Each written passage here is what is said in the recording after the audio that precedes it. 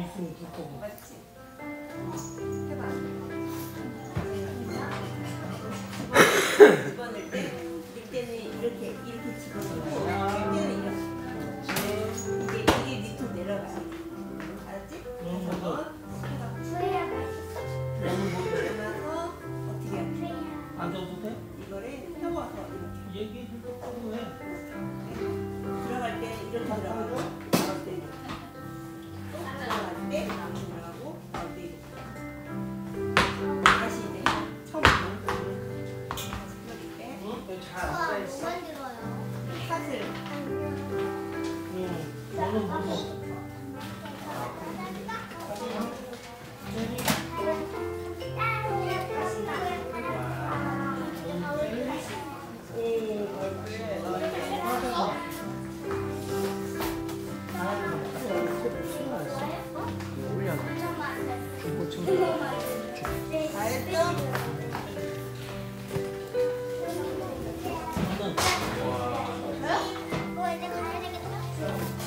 없으면 안 주는 거고 있으면 주는 거고.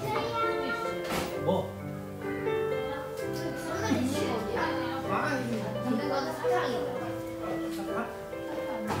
주아 거기서 예배 드릴 거야?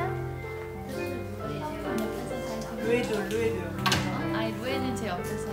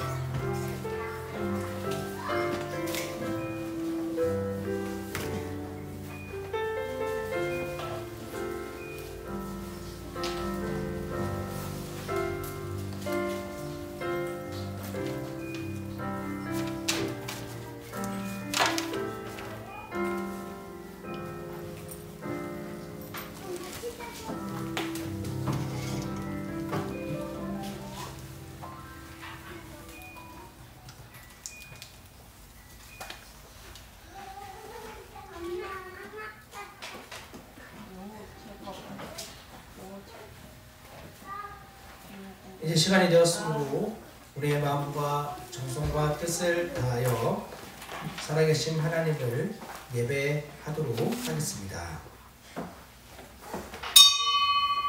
우리 다 함께 자리에 일어나 주보에 게재된 말씀으로 하나님을 부르도록 하겠습니다. 우리의 도움은 천지를 지으신 여호와의 이름에 있도다. 아멘. 여호와는 내게 복을 주시고 너를 지키시기를 원하며 여호와는 그의 얼굴을 내게 비추사 은혜 베푸시기를 원하며 여호와는 그 얼굴을 내게로 향하여 드사 평강 주시기를 원하노라. 아멘. 우리 다 함께 하나님의 영광을 찬송하도록 하겠습니다.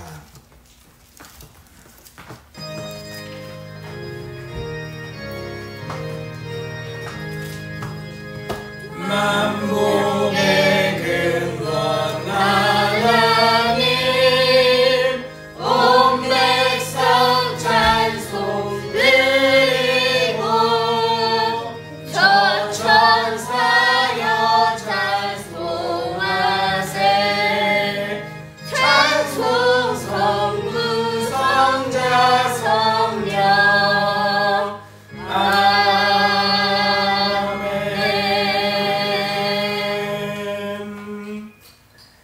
우리의 신앙을 다 함께 고백하도록 하겠습니다. 전능하사 천지를 만드신 하나님 아버지를 내가 믿사오며 그 외아들 우리 주 예수 그리스도를 믿사오니 이는 성령으로 잉태하사 동정녀 마리아에게 나시고 본디오 빌라도에게 고난을 받으사 십자가에 못 박혀 죽으시고 장사한 지 사흘 만에 죽은 자 가운데서 다시 살아나시며 하늘에 오르사 전능하신 하나님 우편에 앉아 계시다가 저리로서 산 자와 죽은 자를 심판하러 오시리라. 성령을 믿사오며 거룩한 공예와 성도가 서로 교통하는 것과 죄를 사하여 주시는 것과 몸이 다시 사는 것과 영원히 사는 것을 믿사옵나이다. 아멘. 교동문제 127번 사순절 4번을 우리 함께 교독하도록 하겠습니다.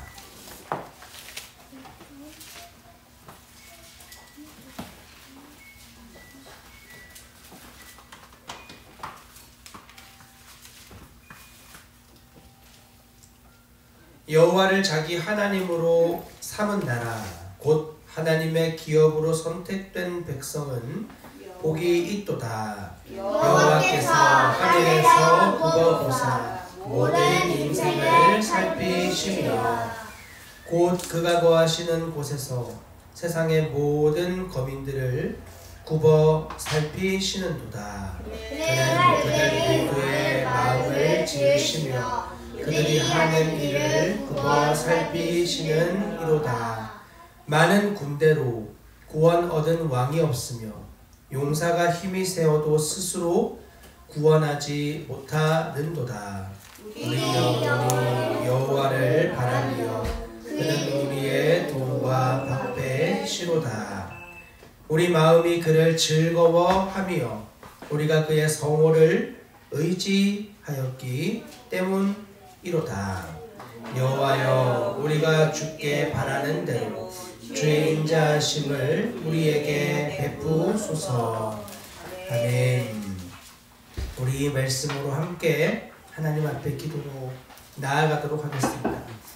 하나님이 우리의 하나님 되셨다는 사실이 정말 우리에게 복이 되고 있는가, 정말 우리의 마음에 진정한 위로가 되고 있는가를 다시 한번 살펴봅시다. 하나님이 우리를 굽어 살피시고 우리의 모든 하는 일을 보시고 있다는 사실이 내 마음에 진정한 소망과 위로가 되고 있는가, 아니면 하나님이 나를 지켜보심이 불편함과 어려움과 원망과 그리고 하나님을 의지하지 못하는 일이 되고 있는가, 이와 같은 우리의 태도를 다시 한번 돌아보는 시간이 되기를 소망합니다. 누구도 나의 인생을 책임질 수 없고 나를 건져낼 수 없는데 오직 하나님만이 그 일을 하실 수 있는데, 정말 나의 삶에서 내가 하나님 의지하고 믿고 신뢰함으로 살고 있는지, 아니면 여전히 내 생각과 나의 오름을 붙들며 살고 있는지, 우리의 모습을 정직히 돌아보며 하나님 앞에 다시 한번 은혜를 구하는 시간이 되기를 소망합니다. 주님, 우리의 도움이 되심을 확신하는 예배가 될 수 있도록 은혜 베풀어 주옵소서. 나를 의지했던 모든 소망 없는 모습을 주님 앞에 정직히 회개하게 하옵소서. 우리 주님 앞에 함께 기도로 나아가도록 하겠습니다.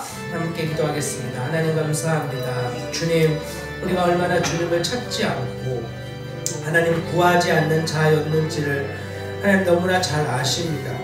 하나님이 우리의 하나님이시고 우리가 주님께 선택된 백성이라 말씀하시지만, 우리가 마음을 다하여 힘과 뜻을 다하여 하나님을 찾기보다는 여전히 나의 생각과 내 방법을 더 많이 찾아 헤매었던 모습이 많이 있음을 주님 앞에 정직히 고백합니다. 여호와 하나님 우리의 도움과 방패라고 하시지만 여전히 아직 내 생각을 붙들 때가 많고 여전히 아직 나를 의지할 때가 너무나 많이 있습니다.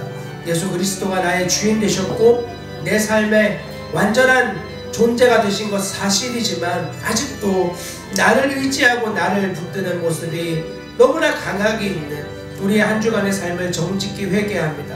내 감정, 내 생각, 나의 오름의 기준이 되어 살아가는 우리의 삶에서 다시 한번 우리를 건져내어 내 생각과 내 뜻 아니라 주님 말씀대로 주님과 함께 살아가는 하나님이 영광스러운 자리로 우리를 초대하셨음을 다시 한번 기억하게 하시고, 하나님 이 땅을 살아가는 시간 동안 더 나를 의지하는 삶이 아니라 주님을 붙들고 주님과 함께 동행하는 믿음의 삶을 배우고 살아내는 우리 모두가 되어질 수 있도록 하나님 역사하여 주시옵소서. 우리 마음이 주님을 즐거워하고 우리의 마음이 주님과 함께하는 소망과 기쁨을 더욱 누리는 하나님 그런 삶이 되어질 수 있게 역사하여 주시옵소서. 오 주님, 그런 삶으로 우리를 인도하시는 주님 더욱 바라볼 수 있도록 하여 주시옵소서. 우리의 기도에 응답하시는 주님을 신뢰하는 믿음으로 함께 시편 찬송 130편을 고백하도록 하겠습니다.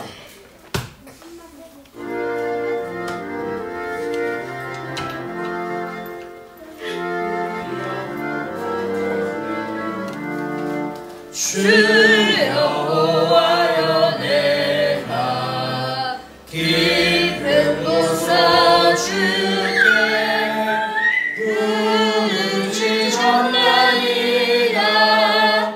주여 내 소리를 들으며 내 간구에 귀 기울이소서.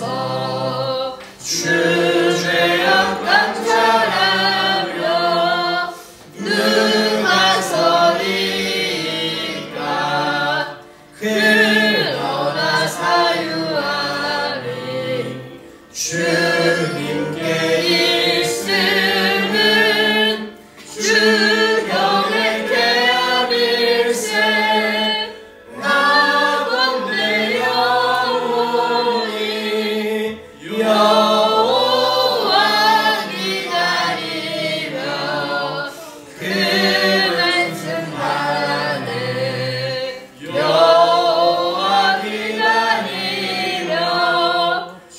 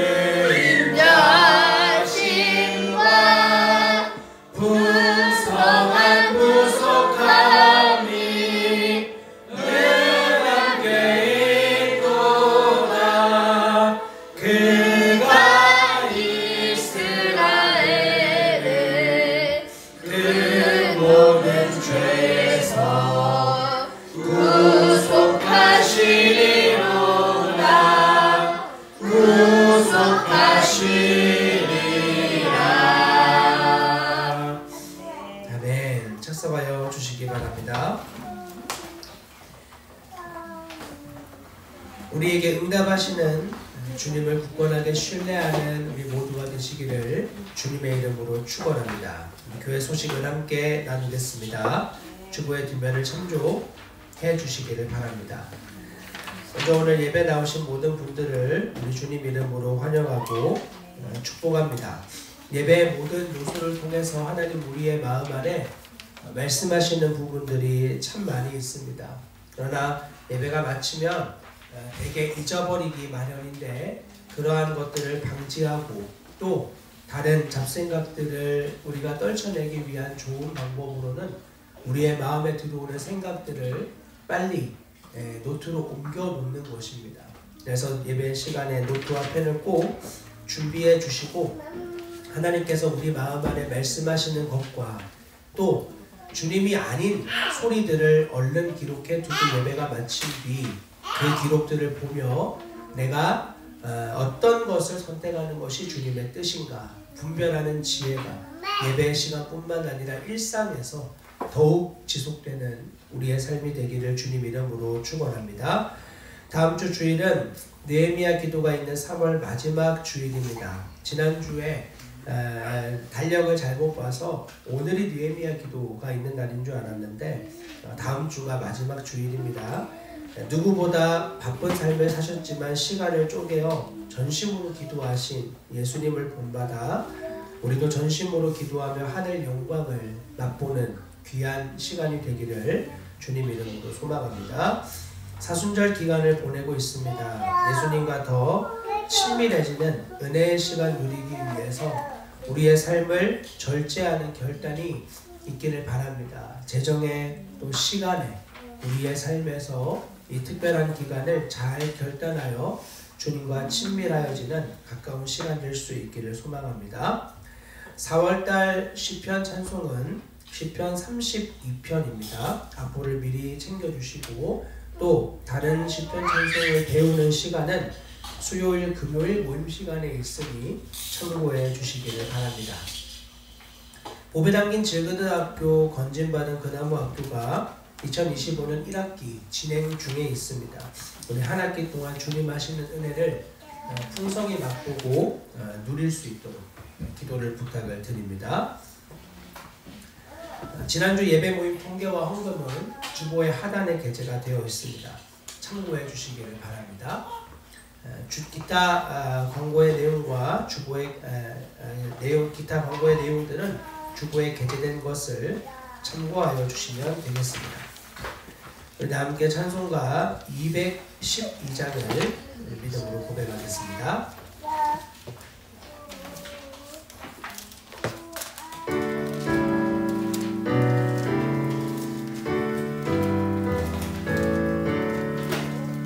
겸손히 주를 섬길 때 외로운 일에 많으나 우주 여백에 힘주사 잘 감당하게 하소서.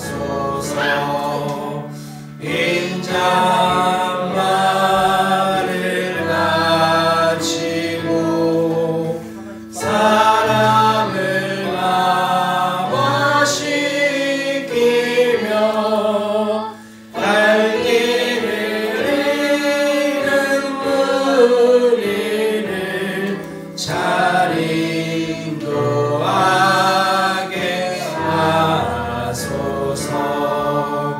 구주의 귀한 인내를 깨달아 알게 하시고 굳건한 믿음 주셔서 늘 승리하게 하소서. 장래의 영광 비추사 소망이 되게 하시며 주와 함께 살면서 참 평강 얻게 하소서.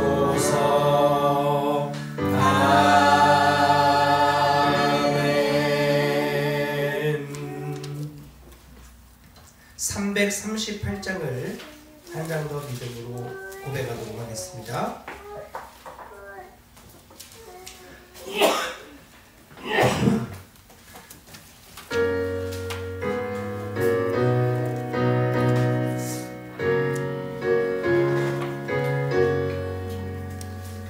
내 주를 가까이 하게 함은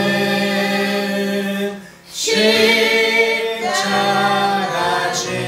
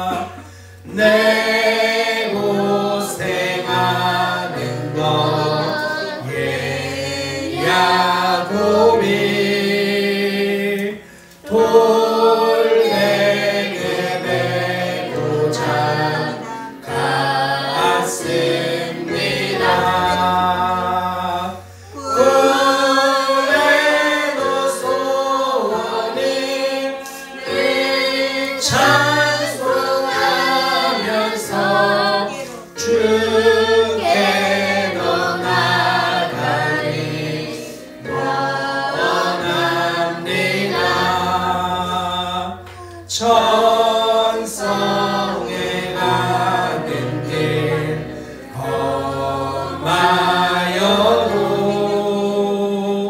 생명길 되나니 은혜로다. 천사 날 부르니 늘 찬송하면서 주께로 나가기 원합니다. 야곱이 잠깨어 일어나무 돌단을 쌓은 것 본받아서 숨쉴 때 되도록 늘 찬송하면서 주께로 나가기 원합니다. 아멘.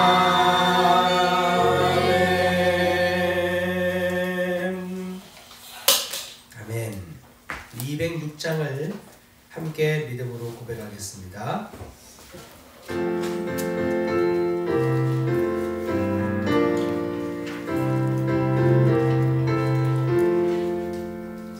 주님의 귀한 말씀은 내 맘의 빛이요 목마른 사막길에서 샘물과 같도다. 굶주린 나의 영혼을 만나로 먹이고 내 갈 길 밝게 비추니 그 말씀이 하나. 낮에는 구름 기둥과 밤에는 불기둥 주 백성 앞에 나타나 인도해 주시네. 하늘의 깊은 지혜는 깨닫게 하시고 주 말씀 밝히 알도록 늘 도와주소서.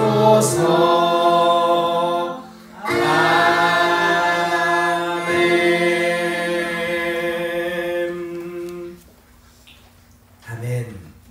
우리 함께 말씀을 보도록 하겠습니다. 오늘 하나님께서 우리에게 주시는 말씀은 신약성경 마가복음 제9장 14절부터 22절까지의 말씀입니다. 마가복음 제9장 14절부터 22절까지의 말씀. 이 말씀을 찾으신 분들은 살아계신 하나님을 경외하는 마음으로 다 함께 자리에 일어나서 이 말씀을 한 목소리로 받들어 봉독하도록 하겠습니다.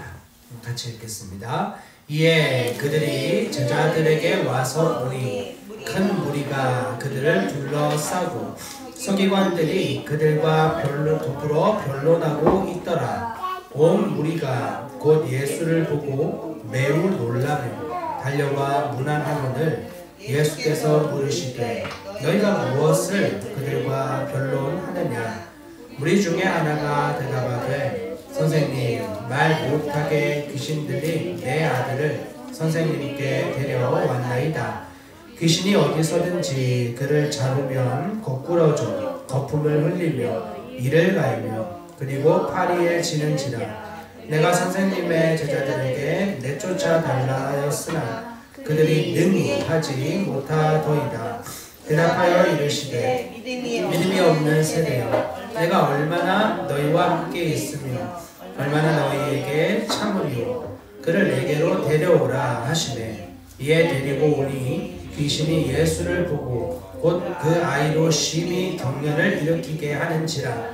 그가 땅에 엎드려져 구르며 거품을 흘리더라. 예수께서 그 아버지에게 물으시되 언제부터 이렇게 되었느냐 하시니 이르되 어릴 때부터이니이다.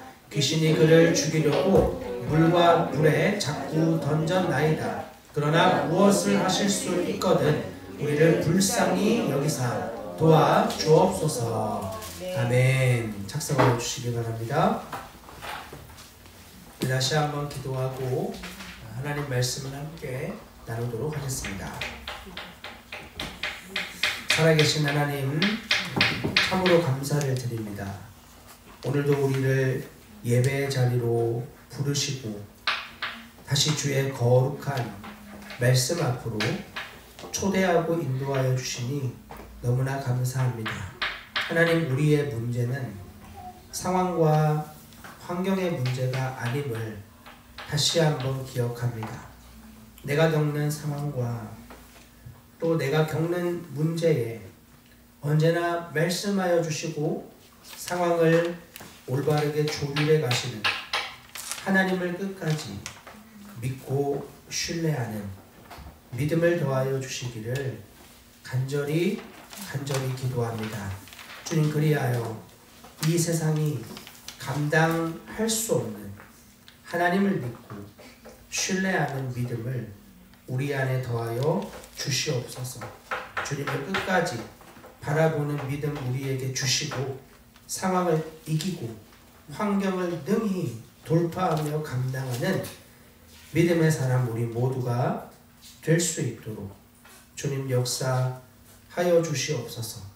하나님, 우리는 나 믿음이 약합니다.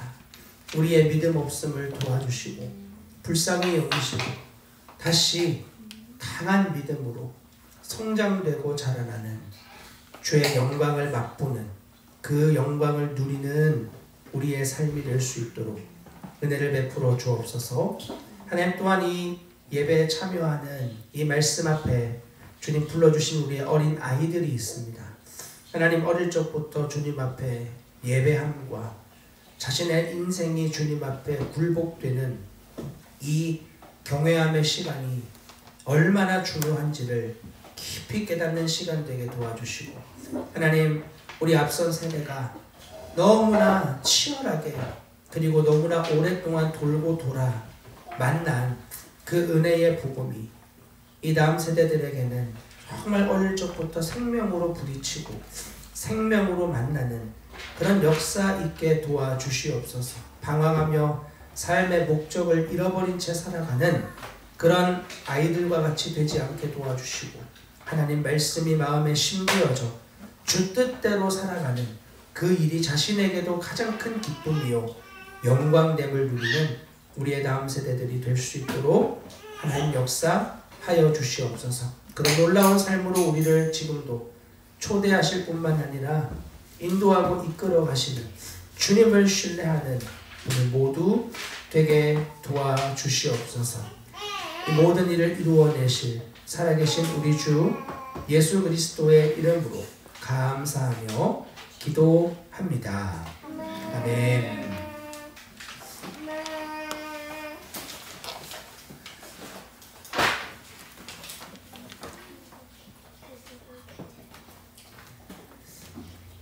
우리 지난 시간에는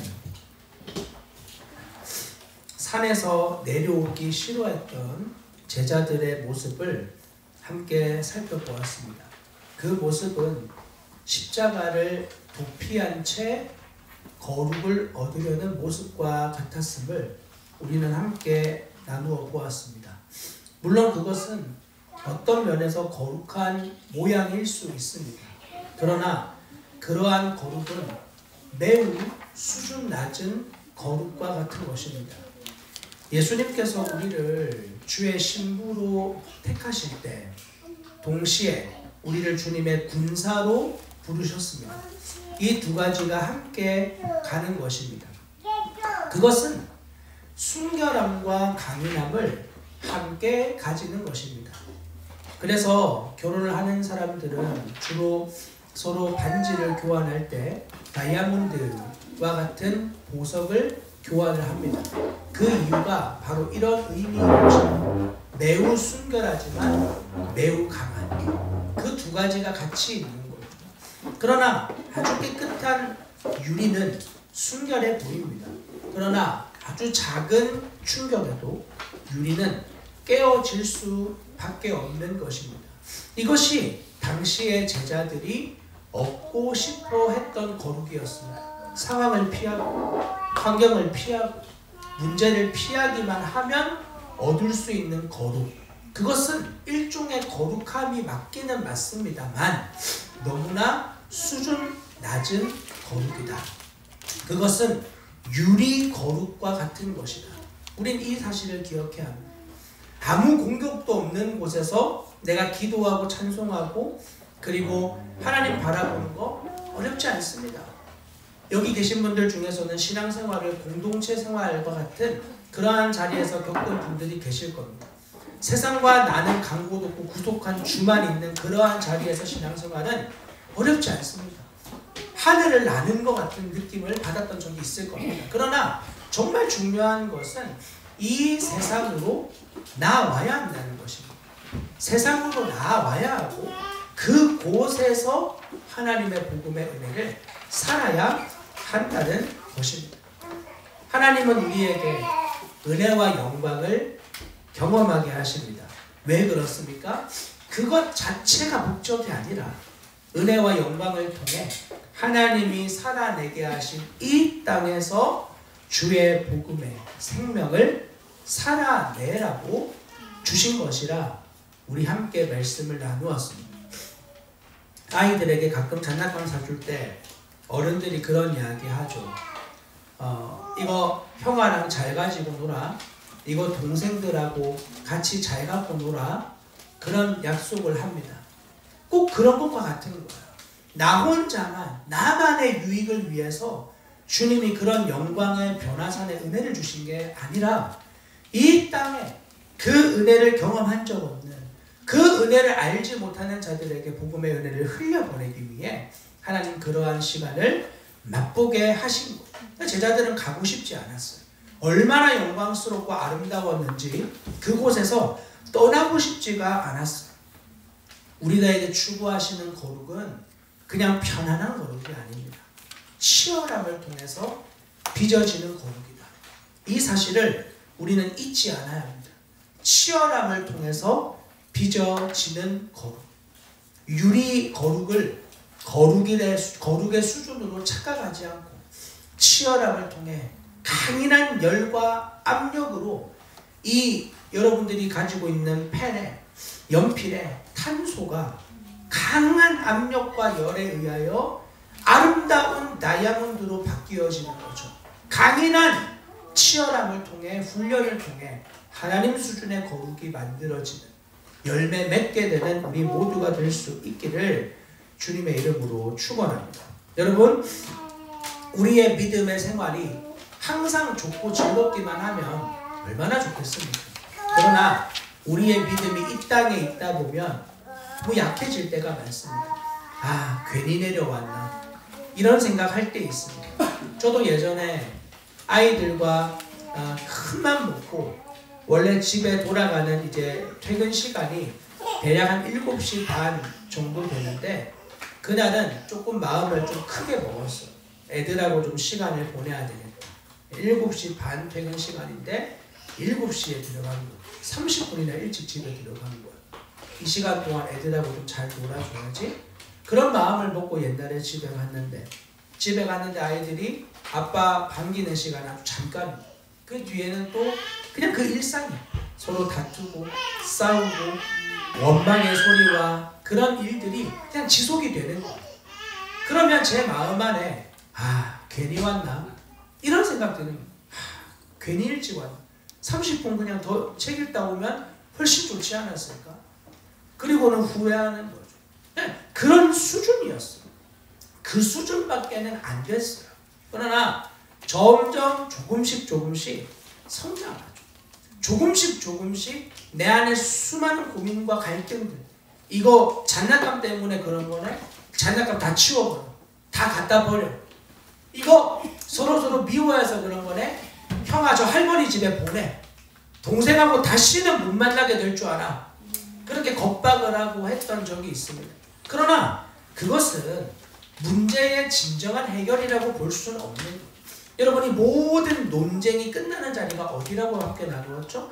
예수님을 바라볼 때였어요. 예수님이 그 자리에 오시면, 주님의 진리와 주님의 말씀이 그곳에 임하면 모든 논쟁과 갈등이 사라진다. 여러분 이 사실을 경험해야 되는 것입니다.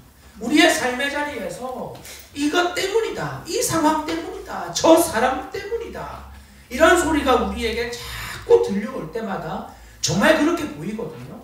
그래서 형아하고 동생하고 싸우면 야 형아는 할머니 집에 가 있어라. 동생은 저기 어디 외할머니 집에 가 있어라. 너도 저기 어디 이모 집에 가 있어라. 그렇게만 하면은 갈등이 종식된다면 결혼도 그만두면 되죠. 삶도 그만 살면 되죠. 그러면 갈등은 다 끝나는 거 아닙니까? 근데 주님 우리에게 요구하시는 삶이 그런 게 아닙니다. 이 갈등과 치열한 상황 속에서의 모든 논쟁은 예수 그리스도 안에서 끝나는 거예요. 이 말은 내 안에 진리이신 예수님이 충만하게 계실 때 논란과 논쟁이 정식되는 것이다. 함께 나누었어요. 여러분 문제의 핵심은 상황이 아닙니다. 환경이 아닙니다. 내 마음 안에 예수님이 약화되어지는 것입니다.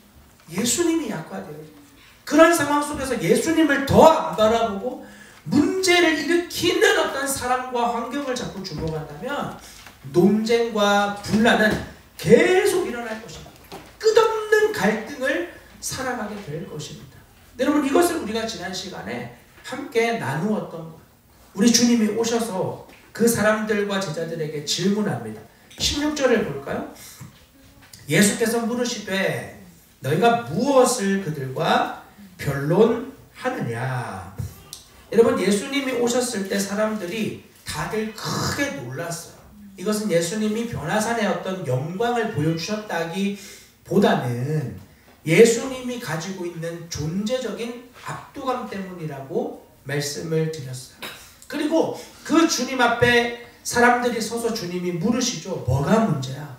뭘 가지고 그렇게 다투고 있니?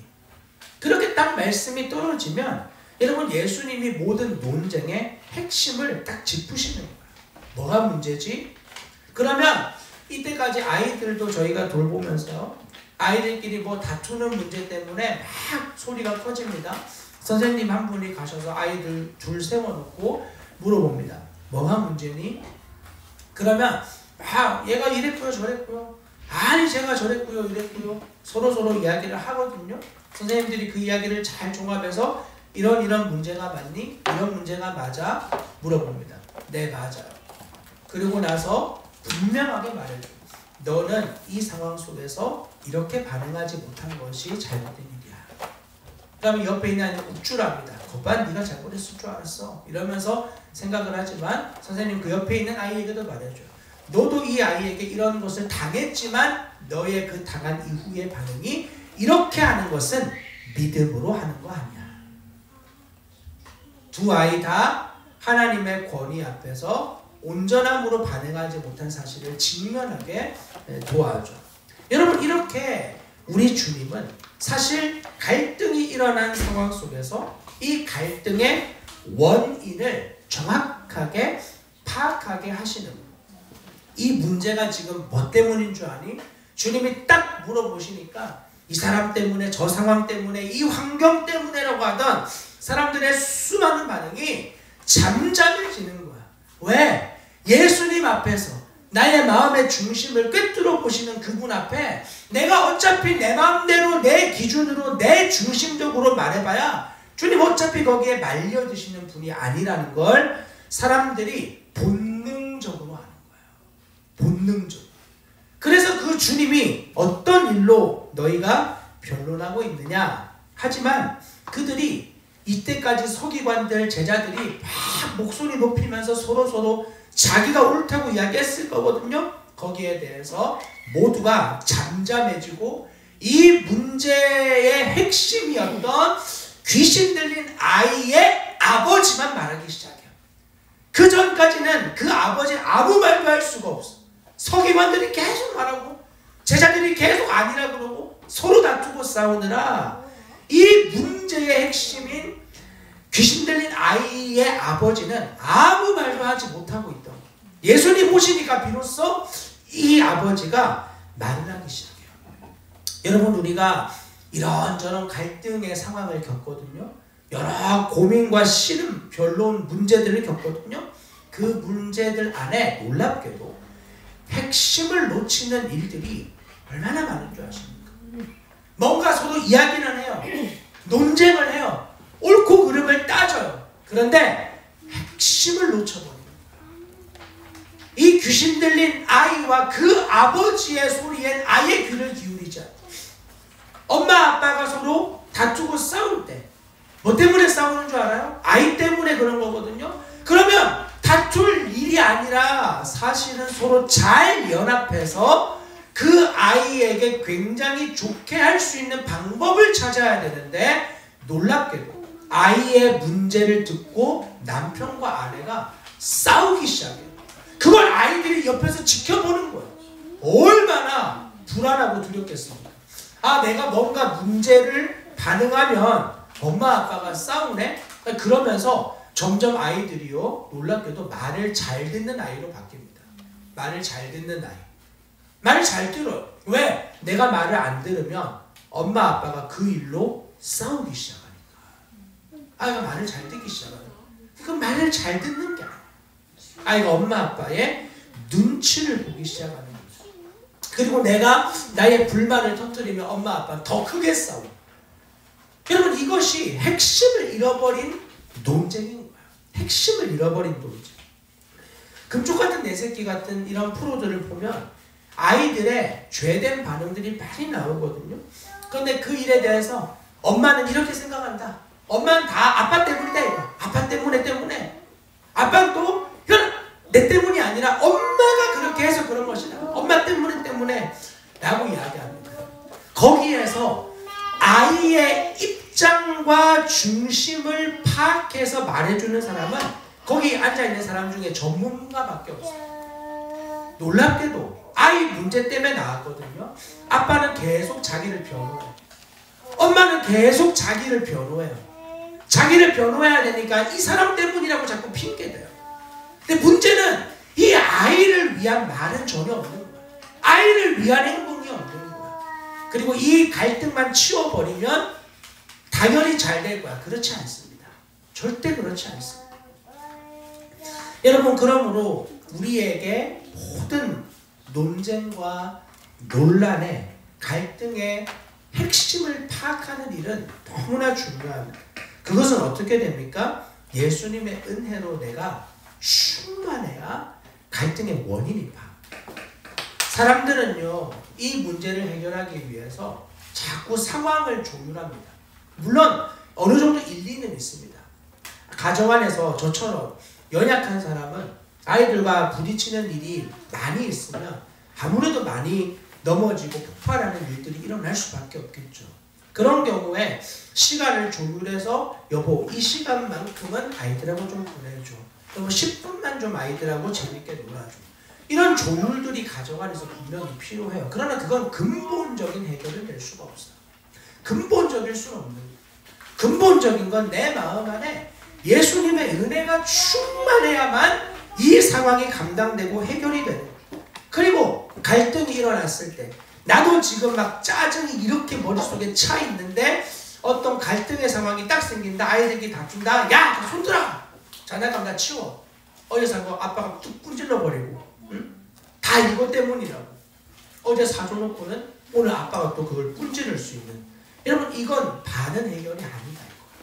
갈등을 바르게 해결하고 갈등을 바르게 파악하는 건 우리 주님의 마음이 내 안에 충만해지는, 이거 외에는 다른 답이 존재하지 않아요.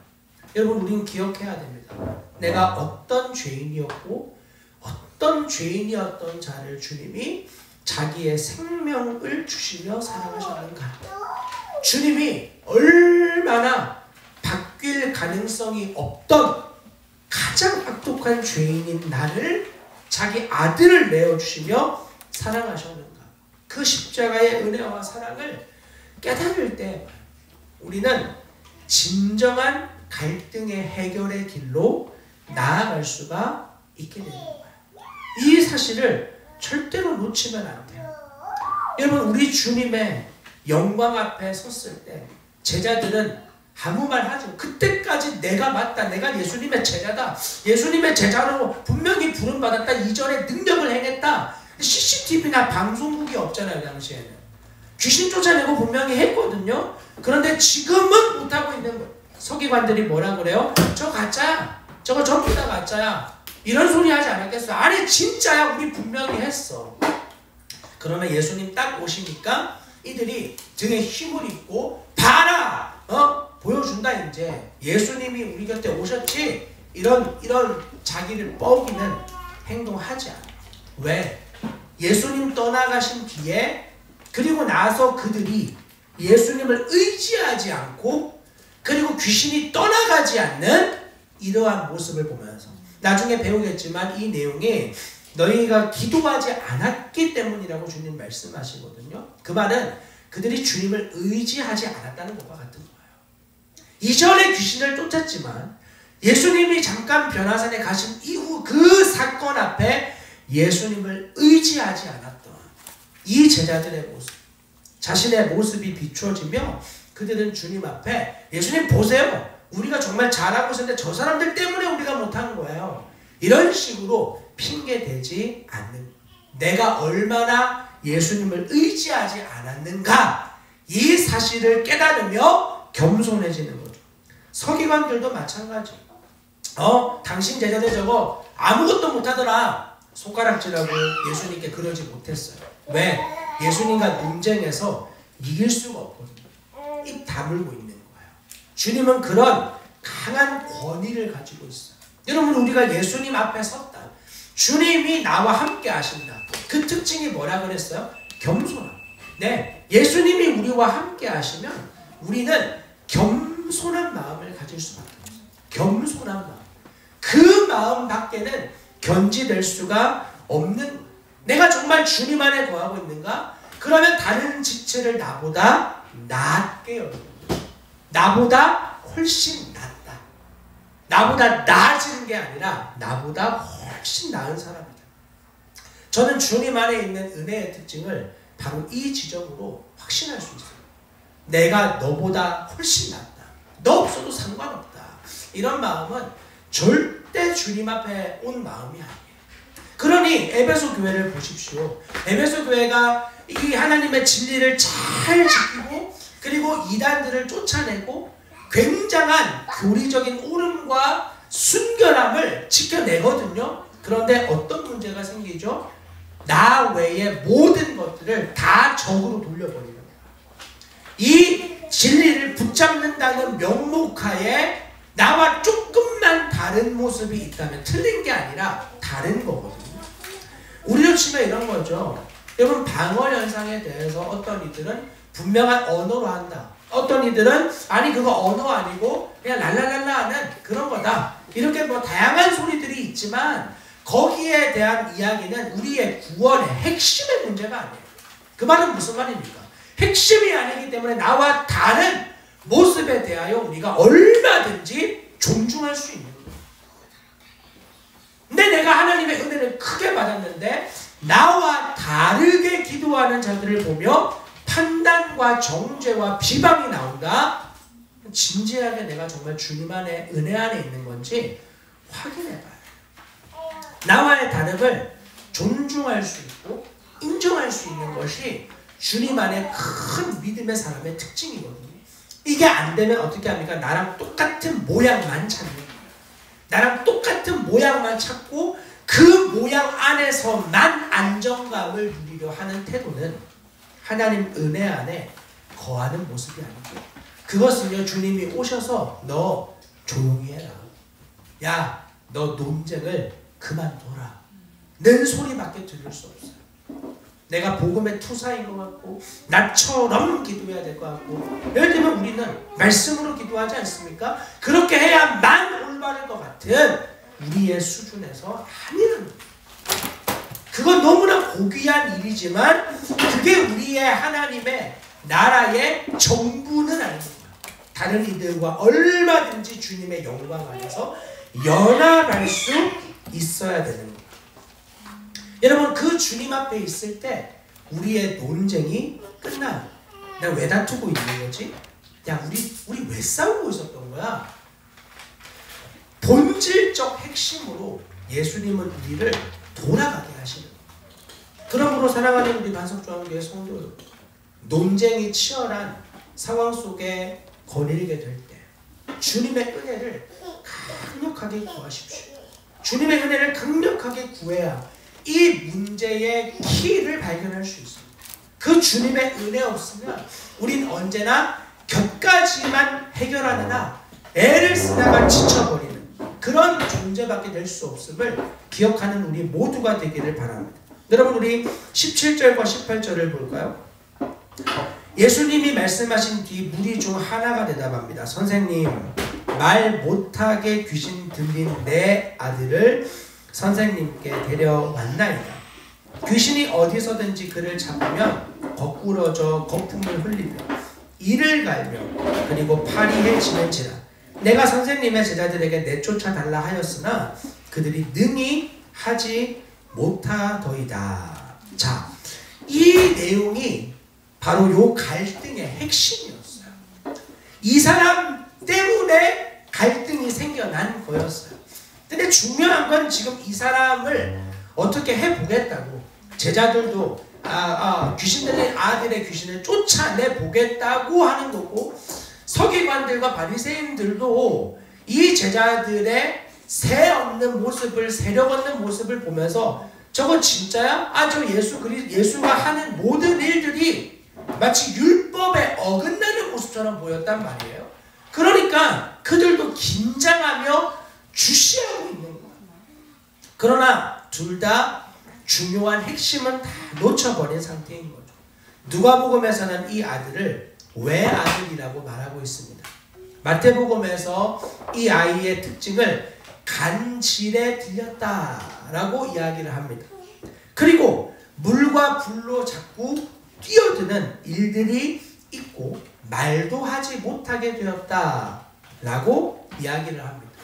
여러분, 지금 이 아이는요, 육적으로 그리고 정신적으로 영적으로 모든 합병증을 가지고 있는 상태로 봐야 되는 거예요. 여러분, 우리가 저번에도 몇 번 말씀을 나누었지만 인간은 영과 육 혹은 영과 혼과 육으로 구성이 되어져 있어요. 어떤 부분에 문제가 있을 때 이게 정말 육적인 문제인지 영적인 문제인지 혹은 정신적 문제인지를 잘 분별하지 못하면 전혀 쓸데없는 처방을 받게 되는 거예요. 왕실 주치의로 일을 하다가 목사가 된 영국의 마틴 로이드 존스 목사님 같은 경우는 탁월한 의사였어요. 여러분, 왕실의 주치의가 된다는 건 아무나 그냥 되는 일 아닙니다. 당시의 의사는 지금의 의사처럼 되게 어려운 일이었어요. 그런데 그가 영혼의 의사로 그의 이 사역을 바꾸게 되고 나서 그는 사람들이 교회에 와서 그와 상담을 하는 이런 시간들을 가지며 그가 지금 영적인 문제를 가지고 있는지 아니면 정신적, 육적 문제를 가지고 있는지를 굉장히 자세하게 파악을 했어요. 그래서 이 사람이 지금 수면 장애가 있구나. 그런데 계속 밤새워 기도 안 되는 거예요. 곧바로 기도를 멈추게 했어요. 기도하지 마십시오. 아니, 쉬지 말고 기도하라고 주님이 말하지 않았습니까? 그러나 당신에게 지금 말한 것은 아니니 당신은 편히 잠을 자십시오. 목사가 할 말입니까? 아닌 것 같잖아. 그러나 그는 그 장애에서 고침을 받습니다. 그리고 나서 더 건강한 영적, 육적 생활을 하게 되는 거예요. 여러분, 우리가 이런 부분을 잘 파악하지 못하면 전혀 잘못된 오진을 하게 되는 거예요. 그리고 그걸 하나님 탓으로 돌리게 되는 거예요. 주님은 병원에 가라고 이야기하는데 기도원을 가는 거예요. 예를 들면 이런 건 올바른 파악이 아니에요. 우리의 인간의 구성을 잘 못 이해하는 거예요. 다 영적 문제로 해석하는 거예요.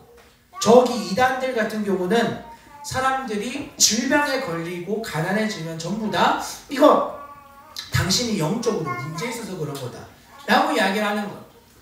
머리가 빠져도 그 영적으로 당신이 하나님과 멀어져서 그런 거다. 그리고 뭐 무좀이 생겼다. 그 영적으로 당신이 문제가 있어서 그런 거다. 감기에 걸렸다. 영적으로 문제가 있어서 그런 거다 라고 이야기합니다. 물론 그런 것이 있을 수는 있습니다. 당연히 하나님 그렇게 말씀하시는 부분이 있다는 걸 인정해요. 그러나 모든 걸 그렇게 풀어가면 그러면 사도들과 제자들이 아무 문제 없이 살았어야 되잖아. 사도 바울 성화를 보시면 대부분 머리가 별로 없거든요. 그 영적으로 문제 있어서 그런 겁니까? 사도 바울이? 누가 감히 그렇게 말할 수 있습니까? 그런 거 아니다 이거야. 잘못 파악을 하는 거예요. 여러분 이단은 아니지만 우리 기독교 안에서도 어떤 문제와 갈등을 잘못 파악해서 이렇게 그러면 안 된다 이거예요. 그건 잘못된 거예요.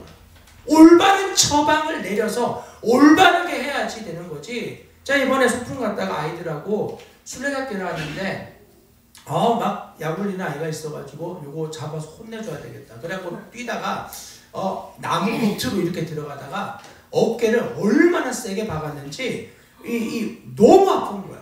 처음에는 나무에 긁혔는 줄 알았는데 이게 통증이 점점 심해져. 그러면 어떻게 하면 됩니까? 안수화해서 기도하면 낫습니까? 아니 물론 그런 것도 있겠죠. 그걸 제가 무시하지 않아요. 그렇게 치유되는 역사를 제가 알아요. 그러나 요 밑에 종용회가 가면 금방 낫는 거예요. 그렇지 않습니까? 여러분 이렇게 할 수 있는 것들을 자꾸만 다른 문제를 키우는 방법으로 그걸 해결 방법이라 생각하는 어리석음에서 벗어나야 돼요. 이런 것들을 잘 분별하지 않으면 여러분 결국 이 문제 어깨가 아픈 문제로 시작해서 결국은 인간 전체가 망가지는 문제로 발전할 수 있는 거예요. 이런 합병증을 이 아이가 지금 가지고 있는 상태예요. 여기 특별히 마태복음에는 이 상태를 간질로 표현하는데 이 셀레나이조마이라는 이 단어는요 좀 특이한 단어입니다. 그래서 영어 성경은 이 단어를 미쳤다라고 번역을 해둡니다. 미쳤다. 미친다라는 말 외에는 이 말이 번역이 안 되는 건데 간질이란 단어는 생긴 지 얼마 안 된 단어거든요. 지금은 이 말도 또 바뀌어서 뇌전증이라고 번역이 되죠. 뇌전증.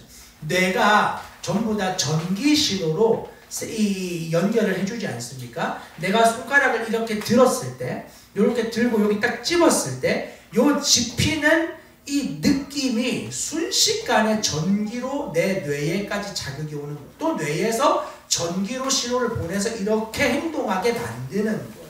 그런데 뇌전증은 뭡니까? 전기 신호가 문제가 생기는 거예요. 뇌에서 전기 신호가 아주 강하게 일어나든가 아주 약하게 일어나서 갑작스럽게 사람의 행동에 제약이 걸리는 거예요. 갑자기 멍하게 그냥 있는 거예요. 아무것도 할 수가 없어. 신호가 안 오니까. 플러그 뽑힌 청소기와 똑같은 거예요. 아무것도 할 수가 없어요. 혹은 갑자기 신호가 딱 끊어지니까 퍽 하고 쓰러지는 거죠. 그리고는 발작 증세나 혹은 거품을 불고 하는 이런 증상들이 일어날 수 있어요. 근데 여러분 고대 시대에 이러한 간질적 증상, 뇌전증 증상은요 고대 시대에 신과 접촉되는 현상으로 여겼어요. 신과 접촉되는 현상. 접신이. 그래서 신과 가까워지는 어떤 통로로 이 간질을 보았단 말이에요.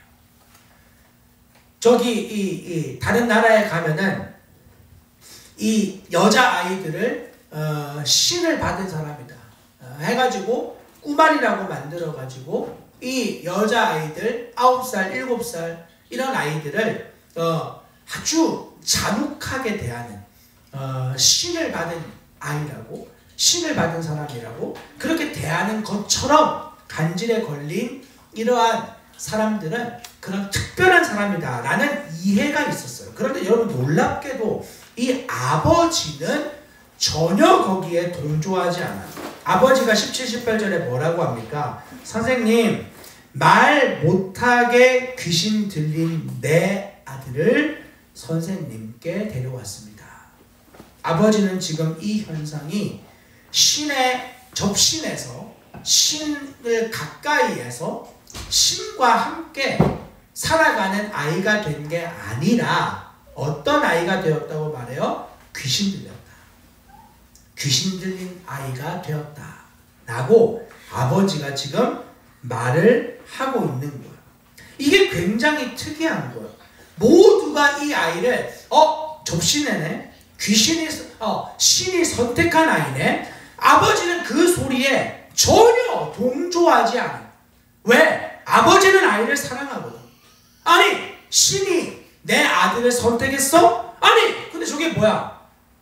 물로 뛰어드네? 아니, 불로 뛰어드네? 신이 선택했는데 저런다고? 아니, 거품을 막 흘리고 있네? 저건 뭔가 좀 이상한데? 아버지가 아이를 사랑하면 그렇게 할 수 없는 거예요. 아버지가 이 아이를 사랑하니까, 여러분, 하나님께서 인간을 지으셨을 때 하나님이 인간의 죄로 물든 뒤에 이성을 다 빼앗아가지 않았습니다. 이성을 빼앗아갔다면 우리 다 짐승같이 살고 있었겠죠. 하나님이 우리에게 이성을 주실 뿐만 아니라 자연현상으로 다 이해될 수 없는 문제에 대하여 영적 자각, 영적인 지각을 우리에게 허락해 주셨어요. 어떤 문제가 생겼을 때 이거 영적인 문제인데 라고 저와 여러분들이 파악이 되는 경우가 있을 것입니다. 이거 영적인 문제다. 이거 영적으로 봐야 될 문제다. 그렇게 깨달아지는 순간이 되면 비로소 뭐가 일어나죠? 하나님을 찾게 되는 거예요. 하나님을 찾게 되는 거예요. 물론 우리가 잘못 진단할 수 있어요. 아까 제가 어깨 이야기하면서 아니 정형외과 가면 되는데 영적인 문제네? 그럴 수 있는 거예요. 하나님께서 어떠한 이유로 내 안에 이런 일을 허락하시고 주님이 내게 나 개인적으로 세미하게 말씀하시는 어떠한 하나님의 건드심일 수 있어요. 여러분, 그러나 중요한 건 영적으로 깨어있는 사람은 모든 문제들을 가지고 하나님과 연결하기 시작하는 거예요. 나쁜 의미로서가 아니라 하나님을 찾는 거죠. 이게 하나님 인간에게 남겨두신 굉장히 중요한 감각이에요. 하나님을 생각하게 해주는, 하나님의 존재를 깨닫게 해주는. 로마서에 보면은 모든 만물들이 피조물들을 통해 하나님을 드러내지만 그것을 사람들이 하나님의 창조를 알고 있지만 사람들은 그것을 받아들이려 하지 않는다고 로마서 1장은 분명하게 우리에게 말해주고 있는 것입니다. 사람들은 본능적으로 아는 거예요. 하나님의 존재에 대해서. 이거 영적 문제야. 이거 내가 지금까지 알고 있는 이성과 그리고 내가 아는 이해로 다 파악이 되지 않는 문제야. 그렇게 하나님을 찾아요. 여러분, 이 아버지는 어쩌면 아들이 이렇게 아프지 않았다면 하나님을 찾지 않았을 수도 있어요. 그냥 유대교회에서 가르쳐주는 하나님, 당시의 서기관과 바리새인들이 가르쳐주는 수준의 하나님을 아는 걸로 만족하며 살았을 수 있어요. 그러나 하나님은 그 영혼을 사랑하셨어요. 그래서 당시에 이 손가락질을 당하고 그리고 위험할 수 있는 예수님께 이 아버지가 아들을 데리고 오는 거예요. 예수님은 고칠 수 있대. 예수님이 고쳐주신대. 아니, 아들 고칠 수 있다는데 뭐가 문제야? 아들을 고칠 수 있다는데 온 거죠. 근데 왔는데 뭐가 문제예요? 제자들만 있었어요. 성경은 뭐라고 합니까? 18절에 선생님의 제자들에게 내쫓아달라 하였으나 그들이 능히 하지 못하더이다. 여러분 한번 생각을 해보세요. 너무 절박한 상황이 생겼어요. 문제가 생겼어요. 그래서 예수님을 찾는 자리까지 왔어요. 그런데 제자들은 믿음을 가지고 있지 못한 상태인 거예요. 19절을 볼까요? 같이 읽어봅시다. 시작. 대답하여 이르시되 믿음이 없는 세대여, 내가 얼마나 너희와 함께 있으며 얼마나 너희에게 참으리요. 그를 내게로 데려오라 하시매. 아멘. 예수님이 지금 제자들을 비롯하여 모든 사람들을 향해 한탄하시는 거예요.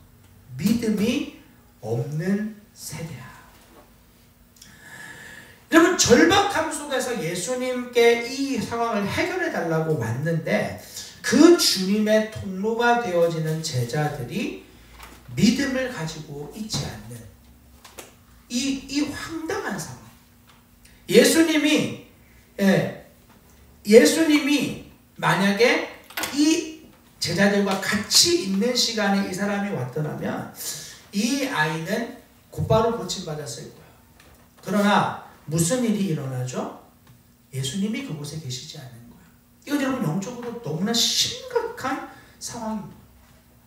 어떤 이들은 이렇게 말해요. 뭐 어차피 하나님이 택하신 자들을 주님이 다 구원하실 거 아니냐. 내가 내 마음대로 살아도 어차피 주님이 내 자녀 택하셨고 나를 택하셨으면 난 어차피 천국으로 데리고 갈 거야 라고 말을 하지만 하나님이 성경에서 우리의 책임을 결코 방관하시는 분이 아니라는 걸 우리가 기억할 때 그런 말은 너무나 하나님을 업신여기는 말이다. 그럼 기억해야 되는 거예요. 모든 걸 다 가지고 있지 않을 수 있어요. 그래서 예전에 신천지 사람들이 우리 교회 와가지고 전도할 때 만나가지고 우리 교회까지 왔어요. 그래가지고 그 사람하고 이야기를 하는데 이 사람이 안 되는 거예요. 그래서 더 센 사람을 데리고 왔어요. 그리고 거기서 그곳에서 목사로 사역하는 분이 우리 여기 교회에 온 거예요. 앉으시라고. 그리고 이제 이야기를 나누었어요. 그러면서 이분이 우리 교회 상황을 이렇게 둘러보더니 교회 많이 힘드시겠네요. 하나도 안 힘든데요. 그랬어요. 힘든 게 있었는데 왜냐하면 그때는 교회보다 아이들과 함께 있는 게 더 어려웠기 때문에 하나도 안 힘들다. 그렇게 이야기를 했어요. 그러면서 우리랑 같이 이렇게 하시면 저희가 매주마다 사람들 전도하는 사람들도 보내드리고 여기 교회에 필요한 기자재도 저희가 섬겨드리고 다 드리겠습니다. 그러는 거예요. 제가 그렇게 하는 교회들이 있습니까? 하나도 없을 줄 알았거든요. 그분의 말로는 많이 있다는 거예요. 신천지 사람들이 거짓말이 아예 탑재돼서 하기 때문에 믿을 건 안 되지만 개인적으로 너무 충격적이었어요. 많이 있다고. 저런 이단들과 함께하는 교회들이 많이 있다고. 도움을 준다고 그 도움을 받는 교회들이 많이 있다고. 이해는 됐어요. 상황이 힘드니까 그렇겠지. 저희는 필요 없습니다. 저희는 그런 기자재가 사람을 바꾸는 게 아니라는 걸 저는 믿습니다. 저는 열심으로 사람이 바뀌는 게 아니라는 걸 확신합니다. 저는 그런 사람도 필요 없고 기자재도 필요 없습니다. 저한테 필요한 건 예수님인데 전 예수님을 가지고 있습니다. 당신이 저에게 도와줄 것은 아무것도 없습니다. 그리고 그분을 보내드렸어요. 여러분 정말 중요한 이야기입니다. 여러분 내가 아무것도 안 가지고 있다. 다 없어도 돼요. 이 제자들이 모든 걸 버리고 예수님을 따라왔잖아요. 다 없어도 됩니다. 근데 정말 중요한 건 예수님은 없으면 안 되거든요. 예수님은 없으면 안 돼요. 그런데 제자들에게 이 귀신 들린 아이가 왔는데 이 제자들이 예수님은 없는 거예요. 예수님이 없는 거예요. 은과 금은 없지만 내게 있는 것으로 내게 주노니 곧 나사렛 예수 그리스도의 이름으로 일어나 걸으라. 모든 게 다 없어도 예수의 이름이 있었던 베드로와 그리고 요한과 달리 여러분 모든 게 다 있지만 예수님을 잃어버린 나의 모습은 아닌가 확인해 봐야 돼요. 예수님이 없으면 모든 게 없어지는 거예요. 여러분 예수님께서 이 사람들을 향해 이렇게 말해요. 믿음 없는 세대야. 믿음 없는 세대. 여러분 이 믿음이 없는 세대라고 책망하시는 것은 몇 그룹을 향해서 말씀하시는 먼저는 이 전체 세대를 말하는 건데 그 안엔 제자들도 있고 그 안에는 종교 지도자들도 있고 그 안엔 무리들도 있고 많은 사람들이 있어요. 여러분 먼저는 이 믿음 없는 세대는요 이 아이를 데리고 온 아버지를 향한 주님의 책망이에요. 아니 그 아버지가 무슨 믿음이 없느냐. 이 아버지가 믿음이 있어서 지금 곧 아들 고쳐달라고 온 거 아니냐 그렇게만 볼 수 있어요. 여러분 이 일이 되어지지 않은 문제 속에 아주 중요한 핵심이 있어요. 지금 이 사람이 누구를 의지하고 있는가.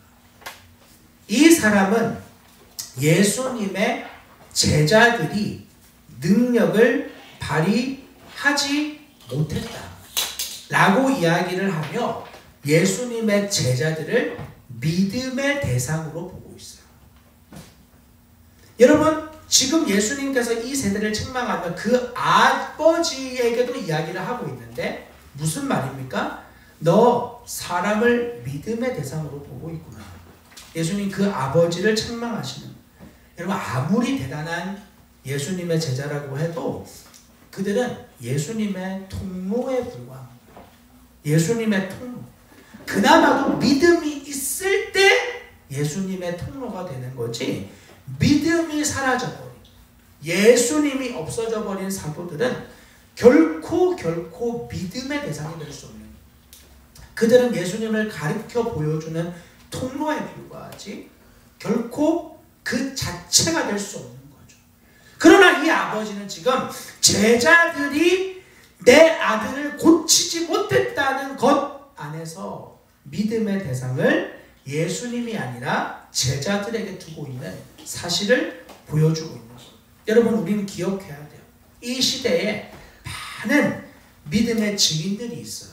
이전 시대에 너무나 탁월한 믿음의 증인들이 있어요. 그러나 그들의 사생활을 알아가면 때로는 실망이 되어지고, 때로는 왜 믿음을 가졌는데 저렇게밖에 못하지? 왜 하나님 받은 은혜가 큰데 저렇게 행동밖에 못하지? 라는 생각이 우리 안에 들어올 때 있어요. 그럼 그때 감지해야 돼. 아, 내가 저 사람을 지금 믿음의 대상으로 여기고 있구나. 사람은 믿음의 대상 아닙니다. 사람은 결코 우리가 믿음의 털을 둬야 될 대상이 될 수 없습니다. 사람은 나와 똑같아요. 모두 연약하고 소망 없는 존재에 불과해요. 그를 붙들고 계신 하나님을 주목하지 않고 여전히 사람을 주목하면 사람을 기대한 만큼 실망하는 거예요. 여러분, 연예인들의 기사들이 연일 쏟아지는 시대를 살고 있지 않습니까? 놀랄 때가 있죠. 그러나 그 사람에 대한 실망감이 만약에 있다, 그것은 사실 너무 어리석은 행동입니다. 아니, 뭘 그렇게 실망을 해서 좌절을 합니까? 사람을 보면서, 국회의원을 보면서, 대통령을 보면서 뭘 믿었습니까? 그들을 붙들고 계신 하나님을 의지하지 못하고 사람을 의지하고 믿기 시작하면 그 사람에 의하여 실망하고 그 사람에 의하여 기쁘게 되는 거예요. 아닙니다. 우리의 모든 믿음의 대상은 하나님에게 있어요.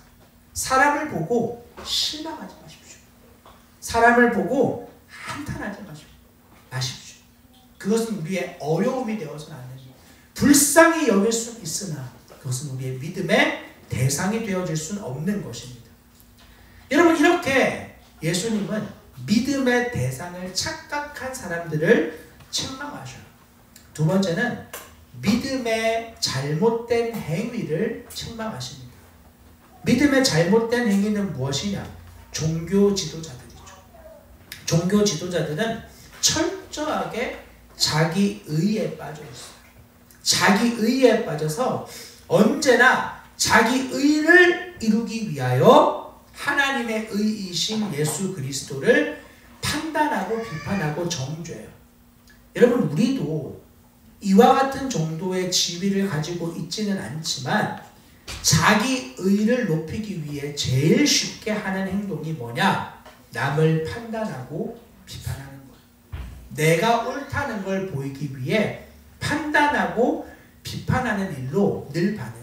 그러니까 예수님이 새 술은 새 포도주 부대에 담아야 된다 라고 말씀하시지만 자기의 낡아빠진 고정관념 그리고 가치관 이런 것들을 절대로 벗어나고 싶지 않은 거죠. 그리고는 할 수 있는 게 뭐예요? 예수님을 비판하는 거예요. 예수님. 믿음은 자기의 노력과 열심의 방향에 있는 것이 아니라 언제나 나의 반대쪽에 있다는 것을 우리 이미 배웠습니다. 믿음은 내 열심의 방향이 아니에요. 나의 모든 것이 끝나고 주님의 방향, 이 자리는 자기를 부인하는 자리고 십자가로 가는 자리예요. 믿음이 없으면 할 수 없는 자리라고요. 그 자리로 가는 것이 믿음이라는 것을 종교 지도자들은 전혀 알지 못했어요. 자기 의만 채웠어요. 그러한 자들은 경건의 모양은 있지만 경건의 능력은 전혀 가지고 있지 않았습니다. 그들은 믿음 있는 사람이라 생각했어요. 스스로를 하나님 잘 믿는다 생각했어요. 사도 바울도 회심하기 전 하나님에 대한 열심이 나에게는 특심이었다 라고 말했어요. 그러나 하나님의 관점에서 그들은 경건의 모양은 있지만 경건의 능력이 없는 자들이었어요. 믿음의 행위를 착각하는 자들이었어요. 여러분, 믿음은 무엇입니까? 하나님의 말씀과 약속을 굳건하게 믿는, 그게 믿음의 시작이에요. 그리고 그 믿음이 발전되어져야죠. 믿는다 하면서 여전히 내 익숙한 방법과 모습으로만 반응하고 산다는 건 엄밀한 의미로 믿는 것이 아니에요. 그리고 믿지만 너무 약한 것이죠. 이 아버지의 고백처럼 내가 믿습니다. 나의 믿음 없는 것을 도와주십시오. 이렇게 주님 앞에 간절하게 나가든지, 내가 믿는다고, 내가 언젠가 마음만 정하면 할 거라고, 그건 엄밀하게 말하면 믿는 게 아니에요. 믿는 사람은 하나님 앞에 엎어지는 거예요. 주님, 말씀을, 약속을 믿으며 살아가는 힘을 나에게 주십시오. 감당이 안 됩니다. 살아갈 힘이 없습니다. 이 자리가 맞는 걸 알지만 나로서는 불가능합니다. 간구하며 하나님께 도움을 구하는 자리로 나아가는 것이 믿는 자의 특징이지 않겠습니까? 그러나 여전히 자기 오름을 붙들고 내 결심을 믿고 내가 언젠가 마음을 먹으면 될 거야. 여러분, 입에 욕이 습관이 되면 내가 원하지 않아도 툭 하고 나와요. 저번에 한 방송에서 아내가 욕하는 말이 습관이 된 사람이 나오더라고요. 근데 자기가 자기를 몰라요. 거기 방송에서는 이제 24시간 카메라를 집에 설치하고 돌리잖아요. 그러니까 아내가 뭐 그냥 남편하고 있을 때 좀 이렇게 좀 말 좀 험하게 해요. 이런 식으로 말했는데 그 정도 수위가 아닙니다. 양가 어른들 만난 자리에서도 뭐 10원짜리 100원짜리 뭐 소 말 개 막 툭툭 나오는 거예요. 자기도 모르게.